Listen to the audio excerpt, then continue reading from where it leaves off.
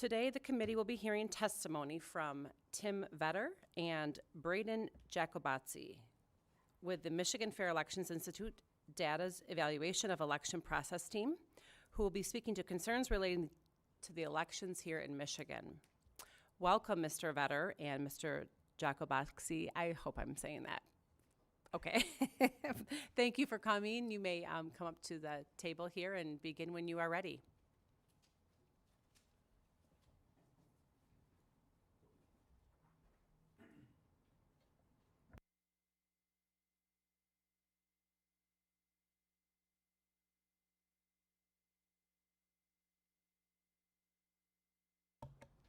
Okay, can everybody hear me okay? All right, wonderful. I want to first of all thank everybody for having us here today. It's been a long road getting here. Tim and I and all of our teams have worked very hard, and we're very appreciative of everybody here for taking their time out, because I know you guys are very busy and you didn't have to do this, and we're very appreciative that you did this, because this is very important to us, but also to the state of Michigan and to the Democrat and Republican voters of this state. So thank you so much for doing this. My name is Braden Giacobazzi. I'm here with my friend Tim Vetter. We're with the Data Evaluations of Election Processes team at Michigan Fair Elections, run by the wonderful Patrice Johnson. So our job is to assess election and voter data for accuracy and consistency using world-class systems. We then recommend actions based on state election laws to ensure that every legal vote is counted, reinforcing trust in the democratic process. This is Tim's bio, which we've handed out to you today, and this is my bio. We won't go into it other than to let you know that we have about 50 years between us in engineering experience, including aerospace, nanotechnology, military, and automotive. But what's most important that we're both going to be talking about today is something that encapsulates all of those industries, which is what a world-class system is and how it applies across industries, especially data management, which is what an election system is. So, the Secretary of State, Jocelyn Benson, says that transparency in government is one of her top priorities. She also says that despite politically charged environment in Michigan, we are working together to make data-driven decisions to preserve the integrity of our voting systems. In fact, she claims that we are number 2 in the nation. So what would that mean, and what's the criteria by which you would judge that? Well, you would judge it by seeing if we are a world-class system. A world-class system, there's many pillars and many characteristics that would define it, but broadly speaking, what you could do is break it up into 4 pillars. 1, transparency and accessibility. 2, standardization. 3, validation or auditability. And 4, accountability and security. With these 4 things, if you have them done in a world-class way, you will have $1 million, billion-dollar system that will support a major company, or in this case, a major election system. Number 1, election transparency and accessibility as it relates to election systems. So in an election system, in order to have transparency and accessibility, you would need hand-counted paper ballots with watermarks and ballot numbers on them. This is imperative in order to validate what your digital system is doing. It doesn't matter how beautiful, how wonderful, how expensive your election system is that's digital if you can't verify it with the paper hand count as well. 2, you also need real-time records that are accessible to the public at no cost. The public has already paid for this data. They've paid dearly, multi-millions of dollars, in order to get this election system. There's no reason why they should have to FOIA and wait weeks or months or years in order to get that data back from them for a system that they've already paid for from people who are supposed to be their representatives. So today, free access is not really free. In addition to that, if I'm working, let's say, on an automotive assembly line, if there's an error on the line, it can cost millions of dollars by the minute. By the hour, we can lose more millions. By the day and week and month, we can lose billions of dollars. So what we need are immediate alerts that indicate not just what is wrong, but where the problem is. So that when I go in there as the public, right, if I go in there and try and figure out what's wrong on that line, I know exactly where to go. And all of that data coming in has to be standardized and accessible to me so I can understand it. And the machines, there's thousands of them on that line, right? They have to talk with one another in the same language. They have to have a standardized language so that machine A over here and machine B over here is using the same kind of data set here as they are here. Otherwise, when they talk to each other, it's going to be a garbled mess, right? So in addition to that, you need accurate and complete records. If you're not getting full records, it's almost worse than if you get no records at all, because then you know that you're not getting what you're not getting. But if somebody offers you half of a file and claims that it's the whole thing, then you think that you're getting something that you're not, and that becomes a problem. This includes transaction logs, your voter files, statewide poll books, et cetera. Now, the Secretary of State is going to claim that this means that we have to severely redact these files. And she's going to say that that means, if I give you these things, that you're getting personal identifiable information. But for 100 years, it's been common practice to give out all of this information to people because it's necessary in order to validate our systems and keep a transparent process that people trust. There's no need for us to, and we're not asking, to get personal identifiable information from anybody. We don't want your social security number, we don't want your driver's license number, but those are a minute fraction of the data that we are paying for to upkeep in the system and that we are paying for that we need in order to determine whether there are errors in our system, anomalies, bad code, or fraud. We can't determine that without your help today. And so we're not here to try to lecture you. We're here to try to collaborate with you and give you all the information that you need in order to take this a step further. So is Michigan world class? You have to keep asking yourself this question. We have a multi-billion-dollar system in our election system, and there's no reason why we can't be applying these principles to it. So in order to have world-class standardization, that was the second pillar that we mentioned, right?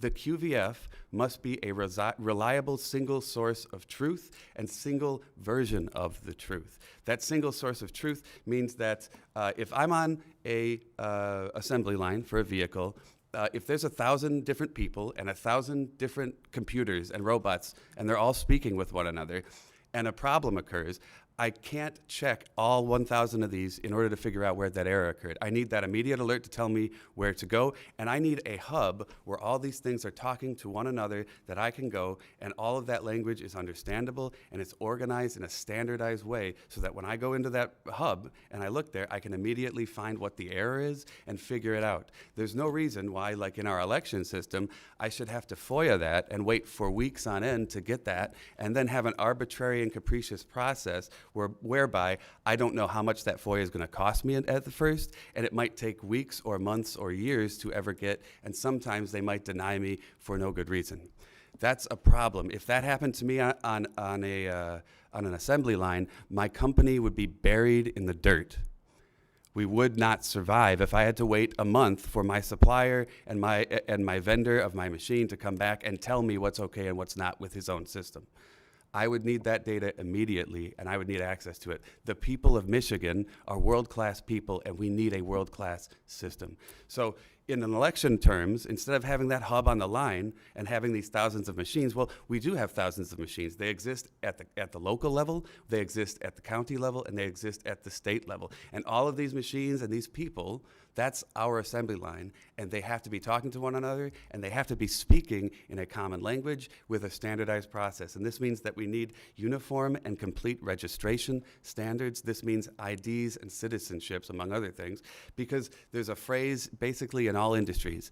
It doesn't matter how good your system is in the middle. If you're putting garbage in, you're going to get garbage out. So if I have election data that includes fraudulent voters, duplicate voters, illegal aliens that shouldn't be on the voter rolls, things like that, that's a problem, because it doesn't matter how many millions of dollars or how altruistic or wonderful the people are that are running this system, the data coming in is garbage, so it's necessarily true that the data coming out will also be suspect and not be trustworthy. And right now, we're going to show you that that is clearly an issue that we have.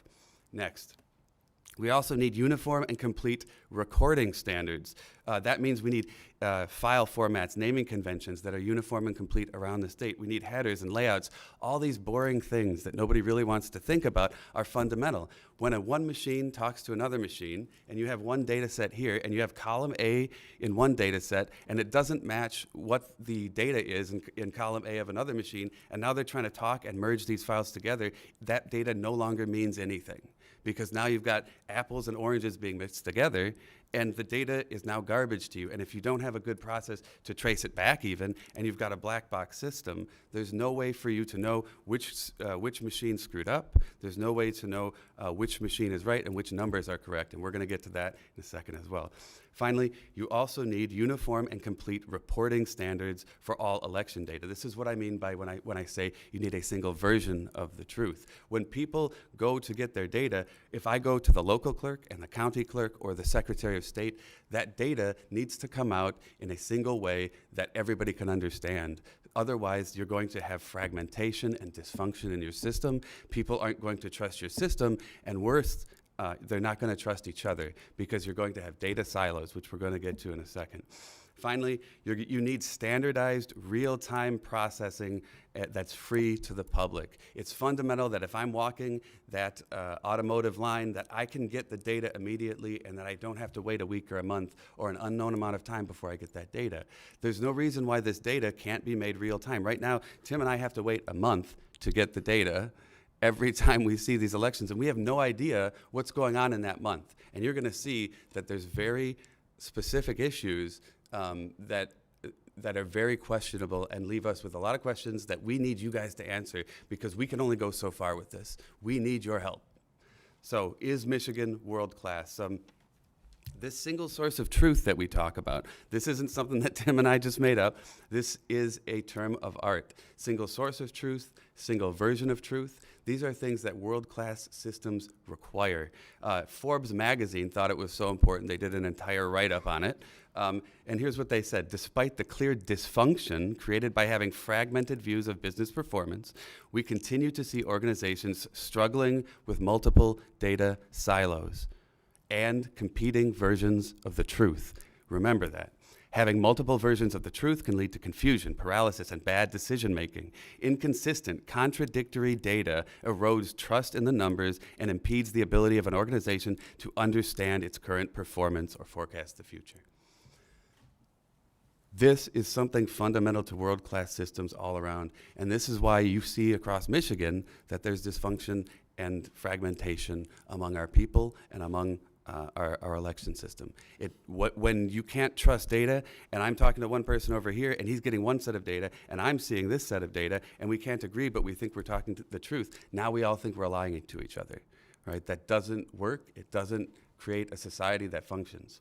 So let's talk about data. Let's talk about the actual numbers and why am I questioning this. So at the top here, you can see that we have a randomly chosen sample from Livonia City that we took from the 2024 election. We've color-coded it for everyone. I'll explain it in a second. We believe these to be accurate precinct results from tabulator-level results. Well, the reason we believe these to be accurate is because we took them from the local data, which is the closest thing to the source of the election. We chose Livonia at random, and we chose 8 precincts from Livonia. You'll notice that some of the precincts are split into A's and B's. That'll be important in a second, but really you just have 8 precincts that are split into A and B in some of them. And then we chose 2 random candidates who are running for Supreme Court, Miss Bolden in blue and Mr. O'Grady in brown, and then we have the total votes, which makes sense, in green. Everything is nice and tidy, wrapped up in a nice bow for you. Everything makes sense, right? However, when we look at the Secretary of State's own data on her official website for the precinct level tabulator results, what you're going to notice is that now we've already lost some fidelity in data. You can see that the precinct numbers are now no longer 1 A and B, you just have 1. And this may seem innocuous at first, but what this does is if there's a problem, it makes it more difficult to find it. Because if it was in precinct A and not precinct B, now it becomes more difficult. It becomes easier to hide a problem if there is a problem, and more difficult to trace it back and validate your election. Plus, this proves, as innocuous as it may seem, that the data is being manipulated before it gets to the public when they view these files. But it gets worse than that. When we're looking at Bolden's file now, you can see that originally there was just one column of data, and now it's been split into two, which is not explainable. And Patrick O'Grady's file has been split into two as well. But beyond that, you can see now that Kira Bolden is now being has votes that are being attributed to her that used to be attributed to Mr. O'Grady. This is a problem. This is corruption of the data. In addition to that, what's more comical or worrisome is that Mr. O'Grady now has entire totals of the election listed under his file. How can we claim that this is a world-class system when a 12-year-old could code something to be better than this? And I mean that sincerely, that a 12-year-old could do this. I could ask Grok to code this better than this. And we're paying millions of dollars for this system. We can't explain how this happened or why it happened, but now the second column of Mr. O'Grady has inexplicably empty slots for his vote. So she's got double slots, he's missing slots in his. But what's more nefarious about this is that if you wouldn't have known that this election, that this accurate data existed at the local level, and you just went to the state level, which is what 10,000 out of 10,001 people would do, they would have no idea. There would be no color coding for them. There would be no expert explaining to them that none of these data make sense. They would just look at these numbers and think that this was right. They would look at this and think that, oh, there is no A and B precinct. They would think that everything was fine, and they would have no idea that any of this was going on. And this is what I mean by saying that you have multiple versions of the truth. And that's not to say that they're both accurate, because they aren't, but you're going to believe that they are. So there is no single source of truth. There's no single version of the truth. And as a final note on this, it took the Secretary of State 6 months to come up with this file that legally she is bound to give us like a week or two after the election. So even after 6 months, this is the best that we could do with our system, even after all the clerks at the local and county levels put in their very hard work in order to make this happen. In order to make a fair and true election happen, we ended up. Come back just a little bit. Thank you. Thank you. Apologies. Even though the clerks put in their hard work in order to make this election go smoothly, at a state level, this makes everyone look bad. And in addition to that, there's a problem in that local clerks don't get receipts when they upload their data.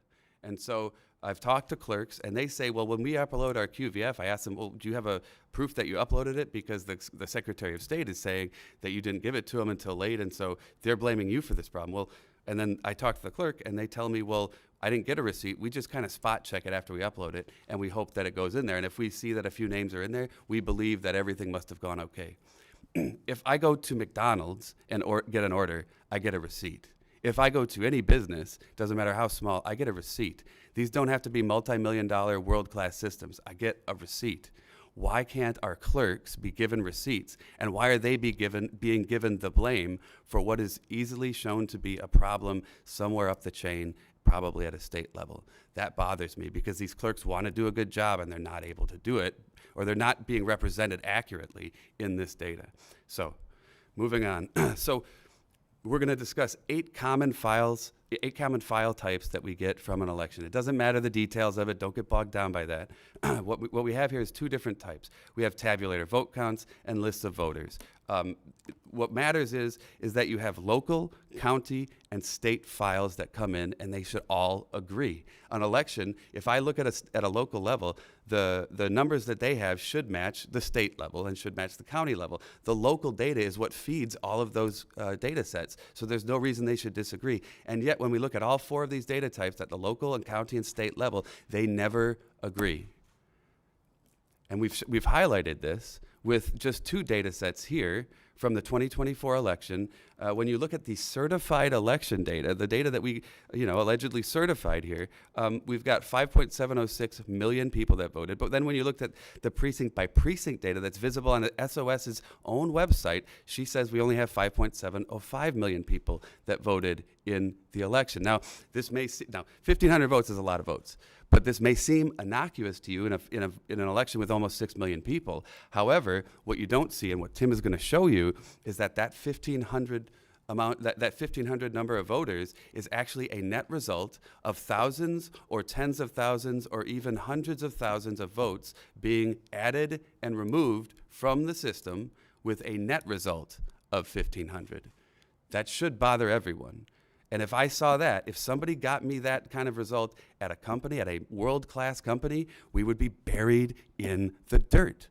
Our shareholders would come for our heads, the federal government would come for our heads, and we would have people in jail or prison, and we would be fired. And yet, we're expected to just accept this system and say it's a glitch or say this is just normal operating procedure. That causes apathy, and that causes disenfranchisement of voters of all sexes, of all races, of all locations in this state, and it should worry everybody. But let's move on. When we look at the list of voters, which is another file type that is used at local, state, and county levels, those files never agree either. And we've highlighted one value here for the 2024 election that also doesn't match these values here. In fact, there are 83 counties in Michigan. 41 of those county clerks were gracious enough to give us the files because they're public files and they recognize that. And we were able to use that data to help make these presentations that you see today. However, 42 of those county clerks gave us arbitrary and capricious fees that were often burdensome, so we couldn't do the job. In fact, Tim and I are both victims of this. Tim requested a simple FOIA for election data, and he was charged over $600 and made to wait months and take them to court. And you may think this is frivolous, but he won in court because he was right. And instead, the Secretary of State is bringing decrees on these clerks and imposing these ideas on them such that they try to make Tim and I pay these exorbitant fees. I made a FOIA recently for about 5 pages of double-spaced messages from the Secretary of State. They waited 6 months to give it to me and charged me $650 or something for that FOIA. If any company was run this way, it would be buried in the dirt. It would be rightfully buried in the dirt, making their shareholders wait 6 months for their data, for their shareholder data. It doesn't make sense. So there is no single source of truth. The data sets don't match each other, and the Secretary of State has imposed arbitrary and capricious standards. There is no standard for how this data gets back to you. And this isn't just a rural issue. It's not just a Northern Michigan or UP issue. It's not just West Coast or East Coast of Michigan.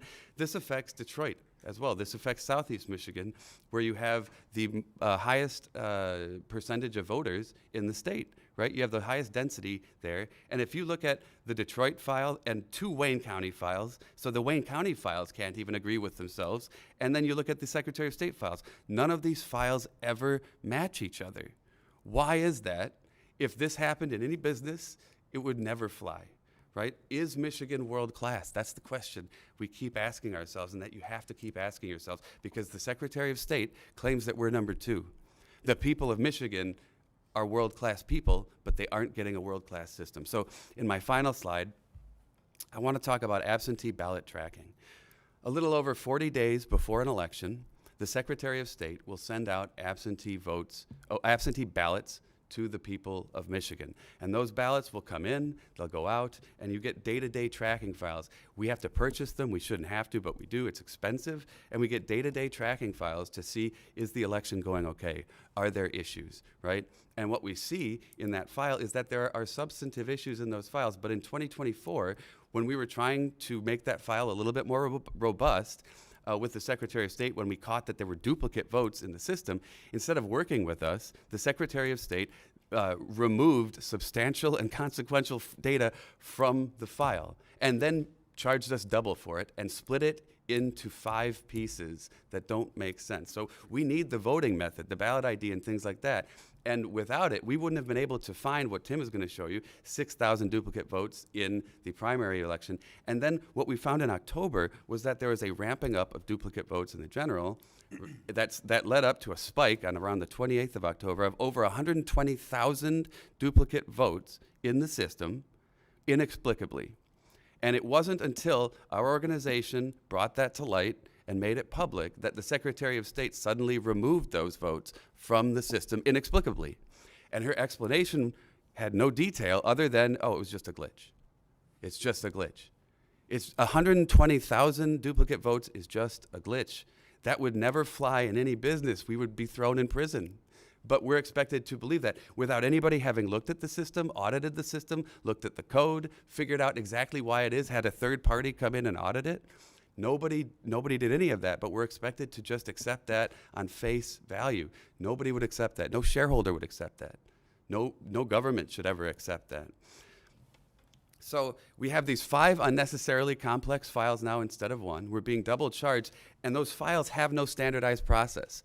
So we have to go into those files, and instead of having a data-driven analytical approach where we can just analyze the data, we now have to make a sadistic art project like Dr. Frankenstein and stitch these files together and hope that we're doing it right. That's not how an election file should work. That's not how an election system should work.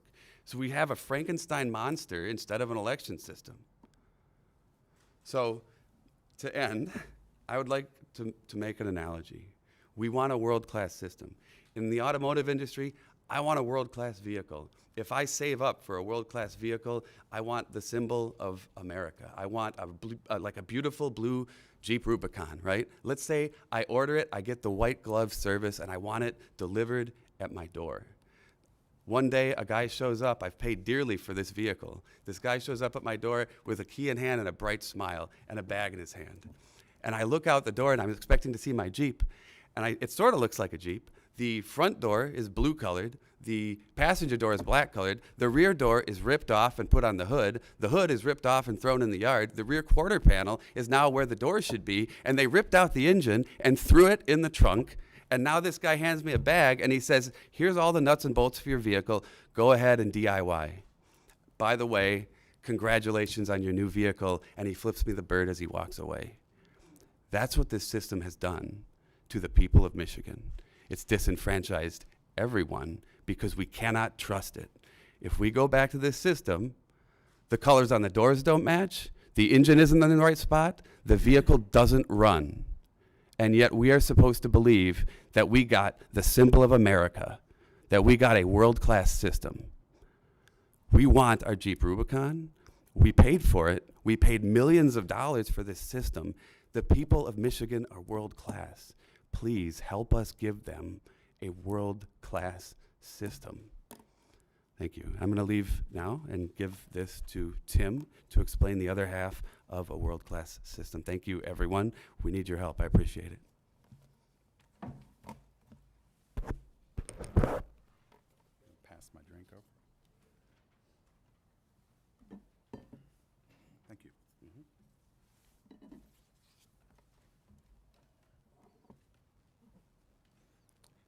Thank you, Braden.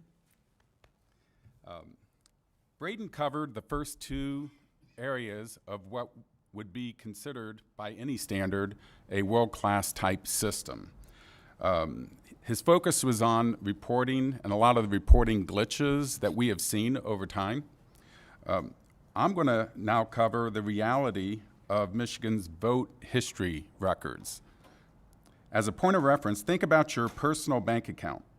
Your bank's account numbers, like your voter ID, and certain parts of your bank account can change, like your name and your address. However, your bank transaction records should never change. It's very important to know that vote history records are like your bank's transaction records, and according to state and federal law, they should never change, but they're changing all the time. I'm going to cover validation and auditability. This covers my career in world-class systems where responsible for automotive lines. We do a lot of work with data, auditability, validation, and a lot of other very important criteria that I've applied to our votables, and I have the honor to share that with you right now. So for a world-class election system to have validation, I have to be able to combine different sources of information from a single source of truth, and all this data should be in sync. This is just common sense. It's a very simple concept that if you get tabulator counts, you get a list of voters, they should be in sync. And they're not even close to being in sync. So what we recommend for a world-class system is that after you certify your county, you're going to lock all the vote history records. There is no reason these records should ever change.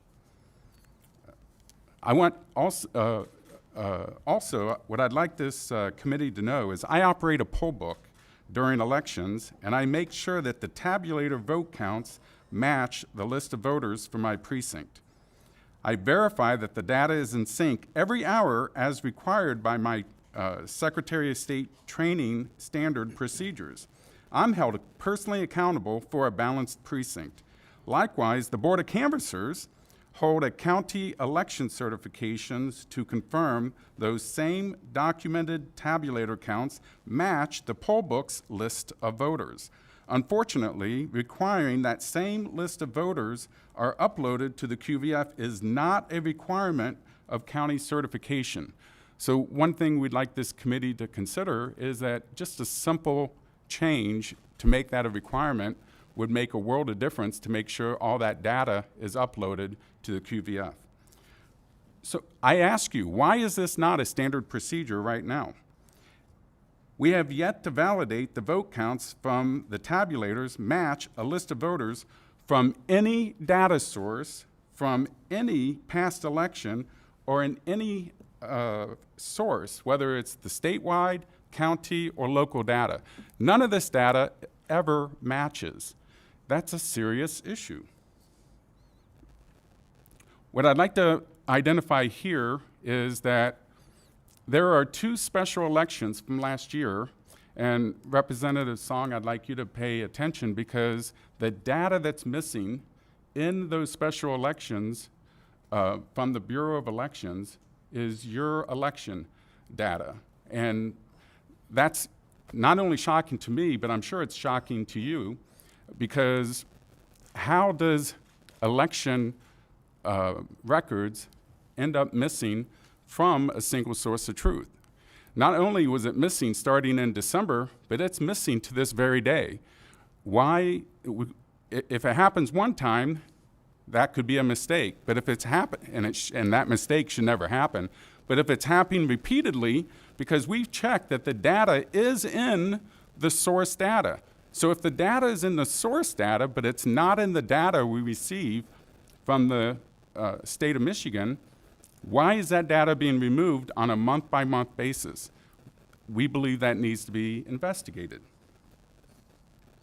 One other thing I'd like to point out is if you look at this table, you're going to see that back in 2019, there were about 47 elections that were being maintained in the voter rolls back in the day. Like our voter rolls, which have over time with this current administration has blossomed significantly, so have our voter records. Not only have the voter records significantly increased, but that's how we discover the two missing elections, because we're, as data analysts, we're monitoring a lot of different quality controls with our election system, and I anticipated with two elections missing, those would have been the ones that were 20 years old that have one voter in that election. Well, no, it wasn't the ones that were 20 years old. It was the two elections from last year.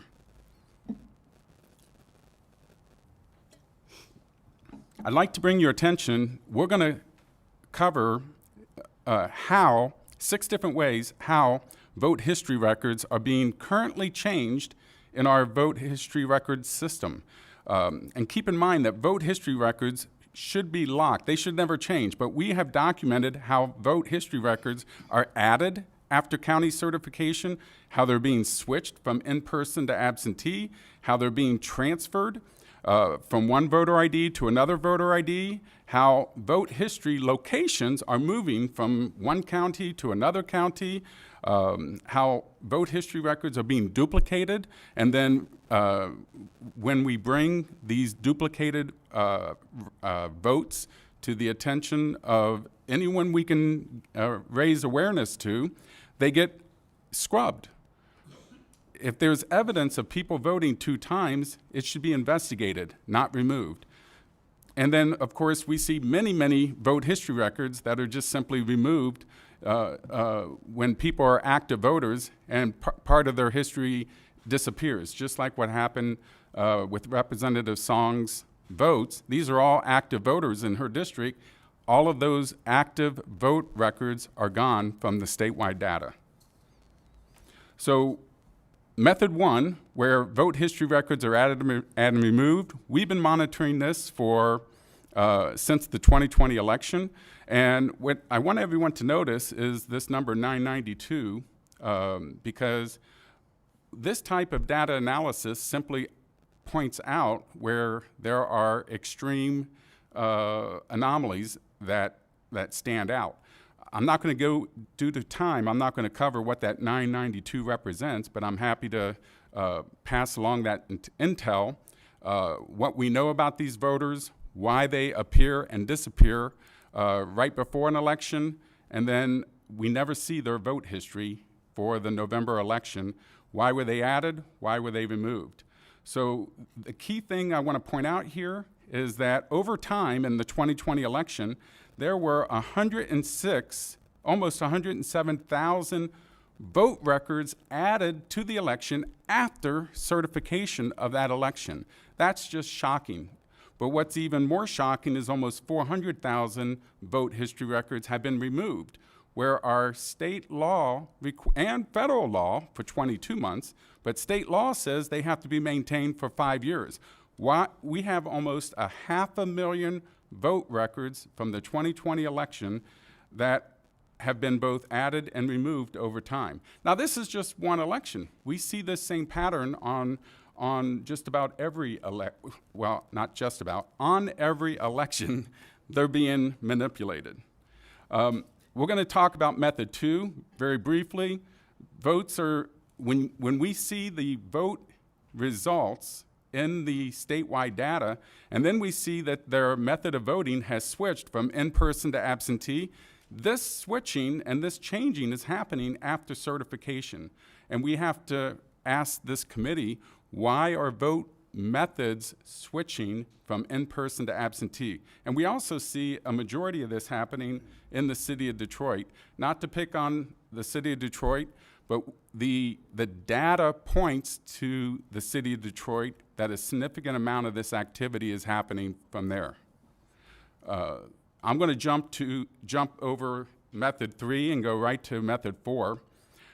Method four is how vote locations are moving around.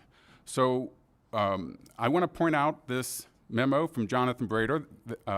This is a good thing. I want to point out that this is a good thing, that in the past, they didn't accurately maintain where people voted. So when our current admin got into place, they did something called QVF refresh. And QVF refresh is a pretty simple concept. It maintains where you voted and keeps that your vote location accurate. However, and I want to highlight here what's in yellow, voters who moved and voted from prior addresses and elections that occurred after QVF refresh was released will see the voter history appear as having voted at the prior address. However, votes that occurred at addresses where the voters move predated QVF refresh will display at the current address. And he makes a comment, this is not because of some nefarious purpose. Well, let me explain what is nefarious. What's nefarious here is that the local data is accurate. The local data does reflect where people voted, but the data we get from the statewide does not reflect where they actually voted. When they move, it reflects where they're registered, not where they actually voted. That is, in our opinion, data manipulation.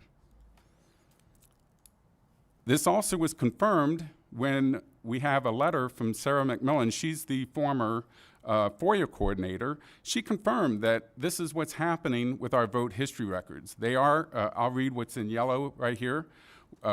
We confirmed with her, so the voting history just shows your current jurisdiction. In other words, it wasn't showing the jurisdiction where you voted. And so then we got a confirmation, no, it will just show the voters' current jurisdiction and then the dates of the election that they voted in.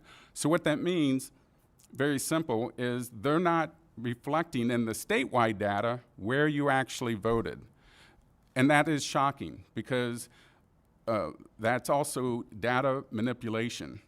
And the reason we say by the SOS in this example is because it's just simple common sense. If the data is accurate in the single source of truth, but it's not accurate in the data that we get from the Secretary of State, then we can only assume that that's where the source of the data manipulation is happening. We hope that there can be an investigation. We can hope we can try to understand why this is happening. So what I want to point out here is that same memo from Jonathan Braden. You could see that the data we received from the Bureau of Election did indeed maintain relatively close matching to the source data. But right after the 2020 election, what you're going to see here is that each month the data from the Secretary of State reflects massive, massive quantities of changing and moving where people voted. And then this is happening to this very day. So should vote history records be manipulated? We certainly believe it should not be. This is a very easy issue to fix because the data is already accurate in the single source of truth, but it's not accurate in what we're getting from the state of Michigan. I also want to give a shout out to the Locust Standi group because they're doing excellent work as well, who have identified in much greater detail this very data manipulation anomaly. Okay, here's method number 5 of 6. As a matter of fact, voting 2 times is such an important concept that Secretary of State Benson and Attorney General Nessel created a joint video that's 1 minute. I absolutely love that video. It shows the importance that you should not be voting 2 times, and that if you do vote 2 times, it's a crime. You should not be doing that. Here's what a duplicate vote looks like in the voter roll. This would be where you have the same voter ID. You have these are different records. These are vote records. And you'll see that the election date is listed twice. And in this case, this person voted twice, apparently, according to the data, okay, both in person and absentee. So what we've been tracking since Jocelyn Benson became the Secretary of State is we've been tracking these double votes. As you could see, back in January 2019, there was a massive duplicate problem. Gotta move this out of the way. It won't move. I'll fix that. Read mode, okay. Well, anyway, You can't win. I'll keep my cursor off to the side so it'll go away. But there we go. So what you see there was 11,500. If you caught that, you'll have to pause the video.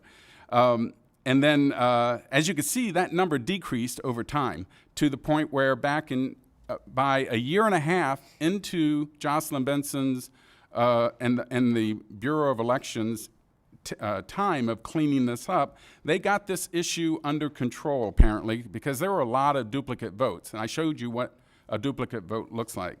Well, what's been happening since then is we've seen this issue just as recently as a little over a year and a half ago start picking back up. Why was this issue not resolved when it was resolved back in 2019, but now it's come back with gusto? Duplicate voting is a crime, according to Jocelyn Benson and Dana Nessel. But yet we see hundreds and thousands of duplicate votes that appear in our statewide voter rolls with no known investigation by us. As a matter of fact, I want you to focus on this number 6126 here from the August primary. This is not even a year ago. It's not because of our effort of trying to raise awareness of this. I went to a Dana Nessel town hall meeting where it was led by Jeremy Moss and Lisa Brown. He held up, and I gave you a copy of the press release. He held up my press release and said, "I'm sorry, Mr. Vetter, we ran out of time. We can't cover this detail. But Jocelyn Benson has seen this document and assured me that it would get properly, I could ask the question in the next town hall, which was supposed to be that Saturday. And that Saturday town hall got dismissed. And unfortunately, any additional follow-up I've tried to do has been suppressed. So I'm very disappointed in that, how that was handled, but I'm excited to know that I believe this committee will properly address these kinds of issues. These are very, I think anyone can agree, including Dana Nessel and Secretary of State Benson. They created a video to that effect, that this type of data anomaly should never happen. I'm going to talk a little bit more about the duplicates as it pertains to not just the statewide data, but we're going to look at 3 different data sources, not just from the state of Michigan, but from the county and from the local jurisdiction. So what you see on this screen is that, remember we talked about those duplicate votes? Well, 47 duplicate votes occurred in the city of Detroit.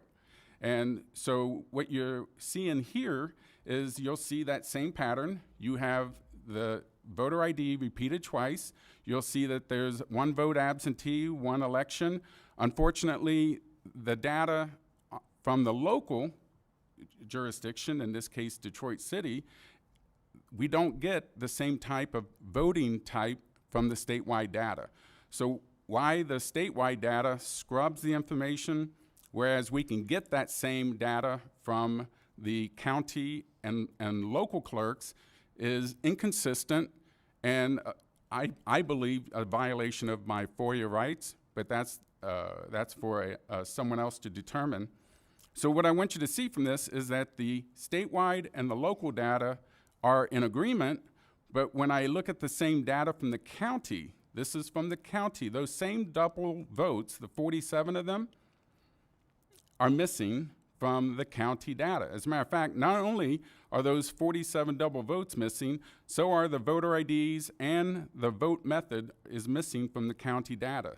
So what I had to do in order to try to find those 47 double voters is I combined the first name, last name, year of birth, and the street number, and I just found a whole bunch of more duplicates, but that's how I was able to confirm that those original duplicates were all scrubbed. So let me wrap this up by talking about world-class election accountability, our laws and accountability, because I know a lot of people are very fed up, myself included, about we have laws, we have what appears to be violations of laws, we have violations of what would be just common sense systems and how the systems should respond when it comes to data. I've been involved in many different groups over time, nationwide groups as well. This issue that I've been pointing out with our manipulation of our vote history records is not isolated to Michigan, but what we can do here in Michigan is we can set the standard for how vote history records should be properly maintained. And this is where we need this committee's help to, first of all, identify that vote history records should not be changing. We did a poll, and we found out that 95% of individuals agreed vote history records should never change. So I don't know how, in light of what we just presented today, if it's a violation of law, how you can defend the indefensible when it comes to all of these records changing constantly. It's certainly not world class, and it's hard to comprehend how you can audit data that's never consistent. I'm going to just highlight one of the laws. So if any list of any list of voters that you have, they should be consistent whether you get the data from any of the different areas from the single source of truth. But you can't add, erase, or alter any of those records. It's right here in the law. So I'm not a lawyer. I'm not a legislator. But to the innocent or to the average voter here in Michigan, this is something that anyone would question whether or not we're following the law with our vote history records when you're presented with what I just shared with you today. So I want to wrap up this presentation by saying, first of all, thank you for giving us the time to present this information. The data is black and white. As you can see right here, this is as far as we can take it when you see this wall. We can look at the data that we're given according to the law. We can recognize the anomalies. We can investigate by following up with the clerks to confirm, yeah, this data is not accurate and not right. And this is as far as we can take it. We need your help to confirm what we have just shared with you today. And then when that data is confirmed, and by the way, all of our results have been peer-reviewed by not just Braden and I, but a number of different industry experts who know how to analyze data. This is very simple stuff, quite frankly, and it's not going to go away. We need to have solutions on how this should be properly maintained. And then where it goes from here is in your hands, where we can go with it. So I want to thank you. I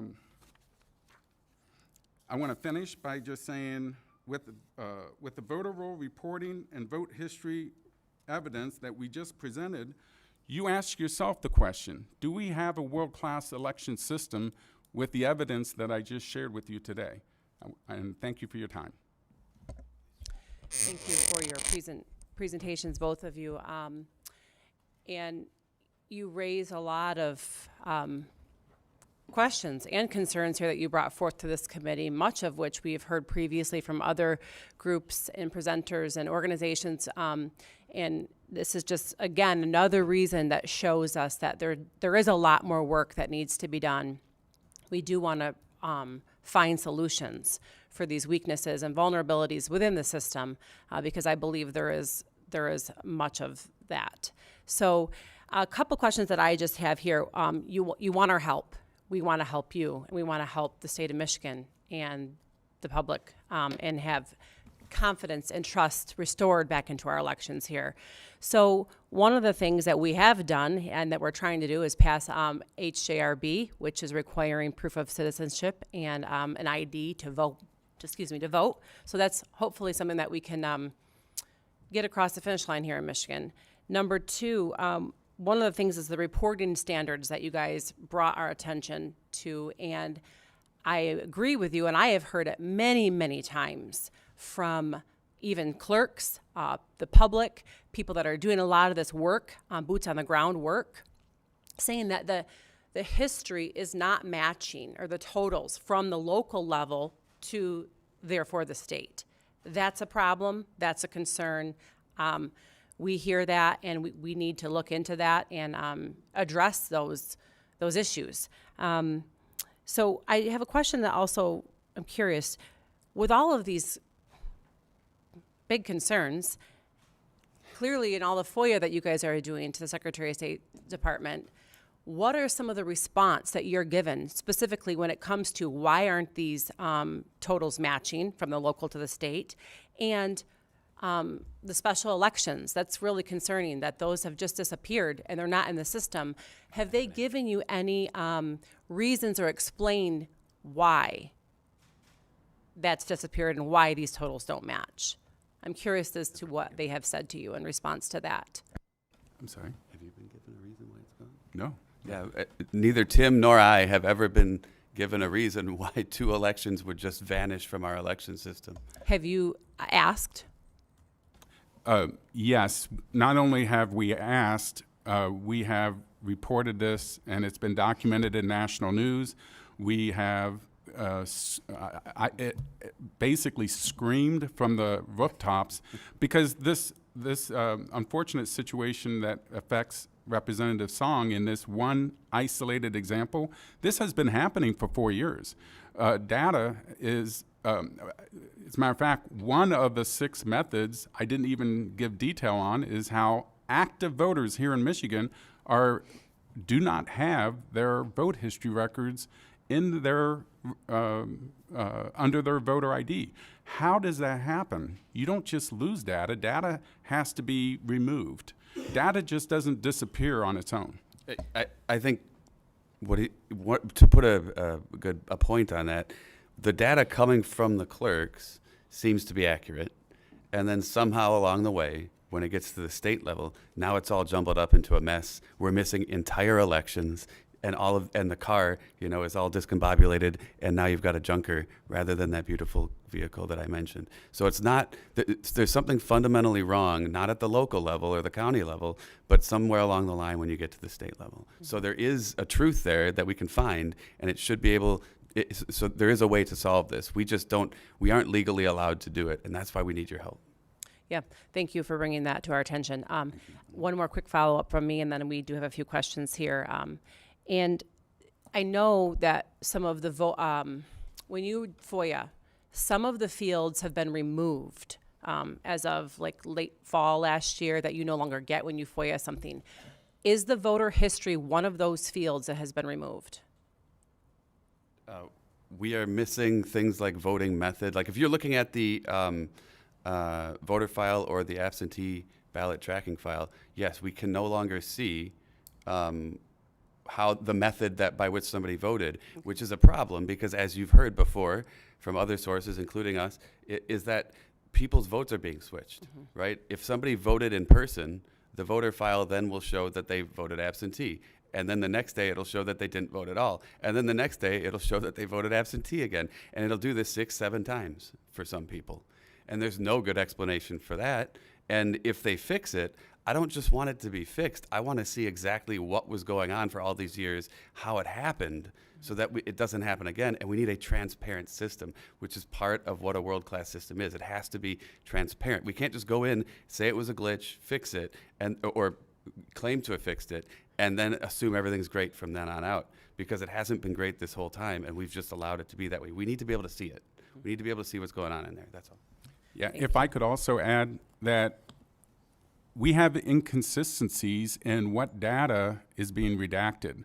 That is disturbing to most people, that I can get the data from like I'm showing on the screen. I can get the voting type from the local clerk and also many county clerks. But other county clerks, other local clerks will redact that information. So why is it inconsistent depending on who you go to? And unfortunately, from a statewide perspective, it's redacted on a statewide level, which is the most disturbing because that's where we can go and get what we would hope is the single source of truth. Yes, thank you. We will move to questions. Representative Fox. Thank you very much, Madam Chair, and thank you guys for being here. You guys have put a lot of work into this and a lot of time. It's wow, it's amazing. And I agree with you 100%. We long for a world-class system, and we long for truth, and I always say truth with a capital T, which is different from truth with a small t, that a lot of people want to proclaim. Jesus said, you shall know the truth, and the truth shall set you free. And he also said, I am the way, the truth, and the life. And those are powerful statements because truth is absolute, it's eternal, it's immutable, and it stands. So we long for truth. I want to say that I did read your press releases as I was sitting here, and thank you for that. And one question I had from your press releases, and then I have a couple more, is if I'm reading it correctly, the the error rate is supposed to be something like 8 in 10,000, and in Michigan, it looks like it's 8 in 100. Am I reading that correctly? You are correct. Okay, I mean, think of that. Every 8 of 100 votes are out of sync in the state of Michigan. That's awful. It's horrible. Yeah, and you know, I am wondering further. I just keep on going back to, as you talk about all these changes that are going on, who has access to our data beyond the Secretary of State? I mean, I'm wondering, is there something else nefarious, using your word, out there in your opinion? So that's not a question that we can answer, and that's exactly why we're here today, because we have all this data, none of it makes sense. If it was at any world-class system in a private industry, we'd be buried in the dirt, we'd have federal fines, we'd be in prison. So that's what I can say about the private industry. But here, I can't explain why it is, because we don't have an investigation, and when we do audits, they're always risk limited, which means we look at 2 or 3 ballots and call it a day. Yeah. Roughly speaking. Yeah. So we need something serious here. So final question. You know, you talk about 2020, 2022, 2024, and we look back. Why is it so important that we look back, and do you think that those elections were certifiable? What I will say about past elections is that we've been preaching from the rooftops about this under Biden, and we are still here today under Trump. I don't care who's elected, who's the president, who isn't. This system needs to be fixed, and that's why we're here. It doesn't matter if you're Democrat or Republican. We've shown you data from Wayne County, from Detroit, a more minority area, and they're being disenfranchised the most by this, right? We're all in this together. This is a world-class system for world-class people. That's what we need for Michigan. I'd like to add also that looking back is important. You got to learn from history, but it's more important to look forward to corrections that we hope can come from what we learned from history. That is so important that we get it right so that we can win the trust of our elections in the future. Thank you. Representative Song. Thank you so much, Madam Chair. Mr. Vetter, thank you both so much for highlighting my special election. I just, first of all, want to say that, you know, history doesn't ever change, regardless if it is written or reported or not. I trust in our election process, and if I didn't, I wouldn't be up here. I don't think any of us would be up here if our elections were not certified. And just so you know, that special was in April, not in May, and my district was redrawn. So it's possible that you may have been looking elsewhere, but happy to work with you offline to figure out some of the discrepancies that you found, because it is concerning to me. But want to note that some of those precincts did change, so you might not be looking in the correct spot. My question to both of you is, you know, you're both engineers. How do you propose that we fix some of these allegations? Because, you know, there's a lack of funding. The Department of State's budget has been zeroed out, and federal cuts are not going to help us address some of these allegations that you're talking about. So what can you tell the committee? So the question is, how would we what get can the do? funding? Yes, I mean, your argument is fast over accuracy, because you No. want the information faster, but wouldn't you agree accuracy is more important, and it takes time to be accurate, and it also takes resources and money, which our state department may not have. Okay, I'm going to do a quick calculation here. While you're doing that, I get that you're critical of the Secretary of State, but Michigan is ranked second by the MIT Science Lab. Yeah. This wasn't a number that the Secretary of State just made up, that Michigan is second in elections. No, it's not a number that she made up. It's a number that MIT made up. When we look As at an engineer, are you as- saying you don't respect the MIT institution and the scientists that have- are involved in ranking Michigan as second? As a former employee of MIT Lincoln Lab, I would tell you that they are very intelligent and they're very wonderful people. However, the study itself was run by a very biased organizations that funded it. So it's very suspect. And also, the staff at MIT tends to lean on one side of the aisle very heavily. You're holding Michigan. Representative Song, he's answered your question, please. thank you. Representative Wooden. Thank you, Chair. And yeah, I just wanted to note that I double checked the county clerk websites while you were explaining and the Secretary of State's website on totals, and they're the same for those special elections. They're the same totals. And I also double checked the timestamp on the county clerk's printout because they're a PDF and they're usually within a week of the election, around the time that an election would be certified. And I do wonder if that 35,000 vote record is because Representative Song ran in a district that was both numbered the 13th in her special and in her general, but those district lines changed per the lawsuit from last year. So I'm wondering if that could be why those voter records changed between April and December. I also did have questions about some of the data you presented. I'm looking at some of these local versus state examples, like the Kyra Harris Bolden, Patrick William O'Grady example. And I'm seeing the fact that the 1A number is simply the second column in your spreadsheet, and the 1B number is the first column. You're saying, isn't it pretty clear that the Secretary of State just added the 1A and 1B together, or into one row, rather than having two different rows for them? Mm-hmm. And second, and then my last question is, given the evidence that you have presented and your concerns that these have been disregarded as glitches or oversights or non-issues, have you referred any of your evidence or investigations to law enforcement, like the state police or other entities that can investigate these violations or alleged violations? Well, okay, so multiple questions. Let me answer the referral to the authorities. Braden and I are also together both on a federal lawsuit that includes Michigan Fair Elections as well. We're all plaintiffs. We have been involved in multiple lawsuits, some of which are pending, some of which we have won. In addition to notifying the authorities, I've made multiple complaints to my local police as well as the FBI. I've been involved in many documents that have been published both locally and nationally to raise awareness that all of this is happening.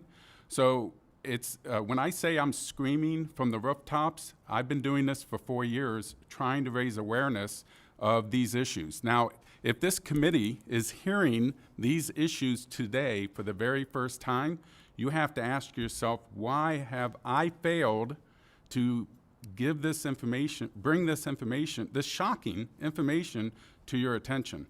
To your other question about this report, the 1A, 1B, when it comes to reporting information, if it takes more than, this information that is displayed on the screen took 6 months to finally be displayed, and when it got finally displayed, it was all incorrect. It actually costs more money to mix up data and make it wrong than to just simply export. We can export data in less than a minute and post it. But none of the data that's posted to this, none of the data posted to the Secretary of State website is an accurate reflection for the election or the list of voters. Because the data on the Secretary of State, even for tabulator counts, contradicts itself. Which data source is accurate? If I go to this link, I get this number. If I go to a different link, I get a different number. If I try to get a list of voters from any of the different sources that go to the single source of truth, I get a different quantity and a different list of names. So the data is in no way consistent between tabulator counts and list of voters. So when we certify our county elections, it should not stop there. It should be, anyone after county certification should be able to audit that work as well. May I say something? Sure, and then we're going to wrap up. Okay. To get this, this will address Ms. Song's question as well. In addition to what we already said, as far as I know, that MIT study didn't actually look at any of this data. And so we're giving you access to all kinds of information that they didn't even look at. And when we contacted them to try and understand what their methodology was and to show them any of this, we never got a response. So we tried, just so you know. If I can have a quick follow-up, Madam Chair. Thank you. One more quick follow-up.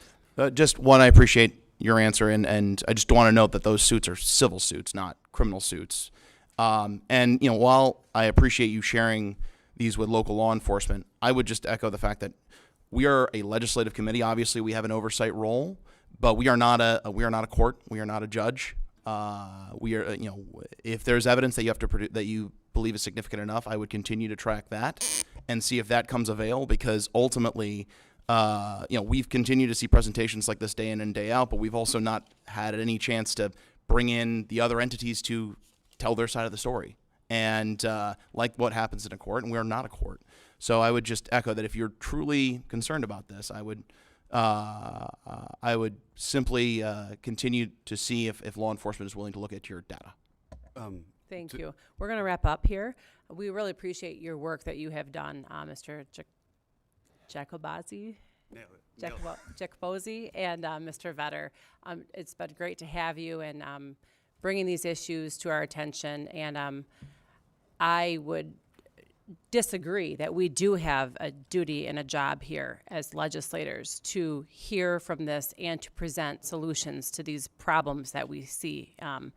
So that is something that we look forward to, or I look forward to on this committee, is finding those solutions of how we can further just strengthen the security of our elections and transparency that we so desperately need here.